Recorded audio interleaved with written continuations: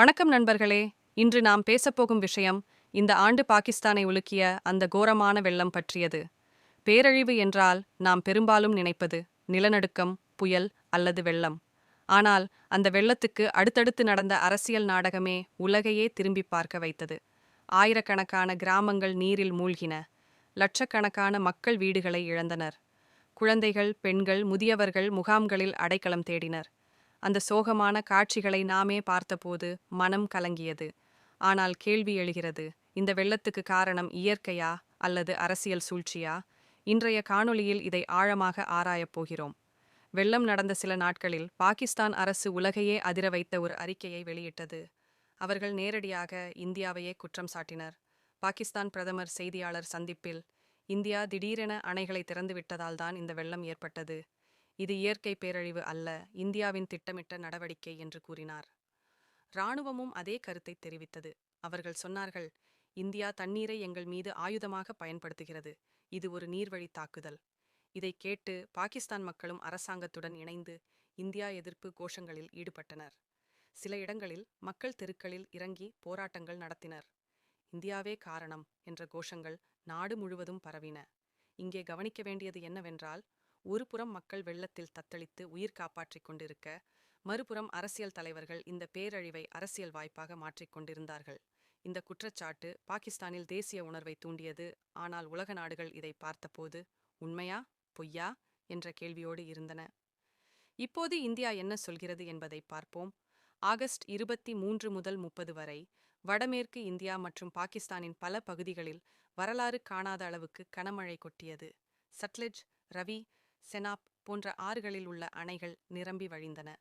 ஒரு அணை நிரம்பினால் அதை திறந்து விடாமல் விட்டால் என்னாகும்? அணை உடைந்து பெரிய பேரழிவு ஏற்படும். அதனால் சர்வதேச விதிமுறைகளின்படி தண்ணீரை வெளியேற்ற வேண்டியது கட்டாயம். இந்திய அரசு தண்ணீரை வெளியேற்றிய போது பாகிஸ்தானுக்கு எச்சரிக்கை அளிக்கவில்லை என்று பாகிஸ்தான் குற்றம் சாட்டியது.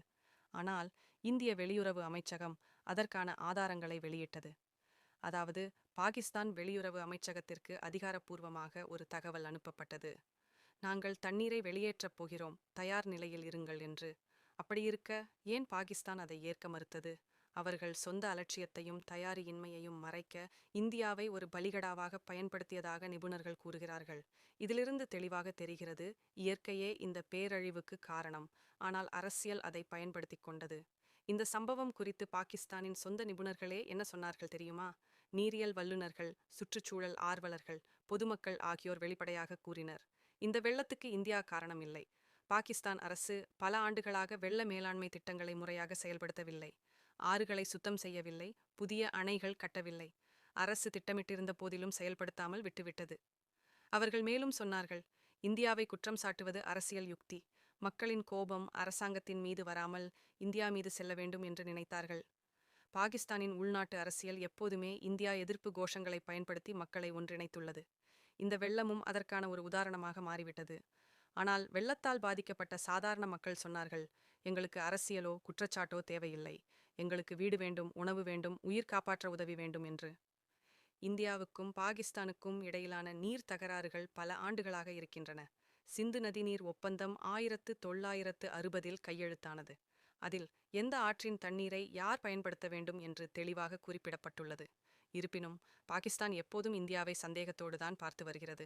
அவர்கள் பலமுறை இந்தியா தண்ணீரை ஆயுதமாக பயன்படுத்துகிறது என்று குற்றம் சாட்டியுள்ளனர். 2025 வெள்ளம் அந்த சந்தேகத்தை அரசியல் ரீதியாக கட்டவிழ்த்துவிட்டது. ஆனால் உண்மை என்னவென்றால், இயற்கை பேரிடர் நேரத்தில் நாடுகள் ஒன்றிணைந்து உதவ வேண்டும். அரசியல் சண்டைகளை விட்டு விலகி மனித உயிர்களை காப்பது முக்கியம். இல்லையென்றால் எதிர்காலத்தில் இது போன்ற பேரழிவுகள் மீண்டும் மீண்டும் நடக்கும். நண்பர்களே, இந்த வெள்ளம் ஒரு பெரிய பாடம் கற்றுக் கொடுக்கிறது. இயற்கை பேரழிவுகள் நடக்கும்போது அரசாங்கங்கள் தங்கள் பொறுப்பை ஏற்றுக்கொள்ள வேண்டும். மக்களை தவறாக வழிநடத்த அரசியல் குற்றச்சாட்டுகளை சுமத்துவது தீர்வாகாது. இப்போது உங்களிடம் ஒரு கேள்வி.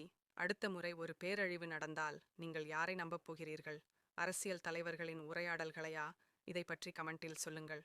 நமது சினி அரசியல் சேனலை சப்ஸ்கிரைப் செய்து கொள்ளுங்கள். நன்றி.